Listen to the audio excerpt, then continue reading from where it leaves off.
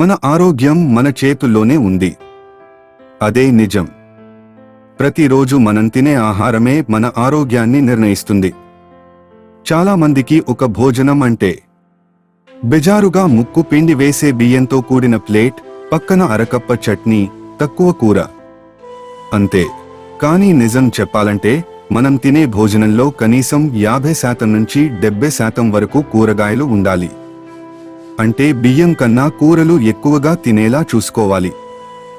కూరలు అంటే పావు కిలో తీసుకుని వండేసి చాలు అనుకోవడం మానేయాలి. నలుగురు ఉన్న ఇంట్లో కనీసం 1 కిలో లేదా కిలోన్నర కూరలు రోజుకు వండుకోవాలి.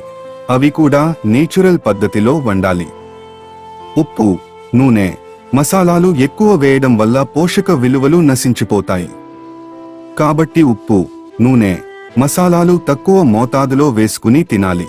1 ఆకుకూర అంటే సుపోషణతో నిండిన గ్రీన్ లీవ్స్. 2 సాధారణ కూరగాయల కూర. కనీసం వారంలో 4 రోజులు ఆకుకూరలు తప్పనిసరిగా తినే అలవాటు చేసుకోవాలి. వాటిలో ఉండే ఫైబర్, ఐరన్, కాల్షియం మన రోగ నిరోధక శక్తిని పెంచుతాయి.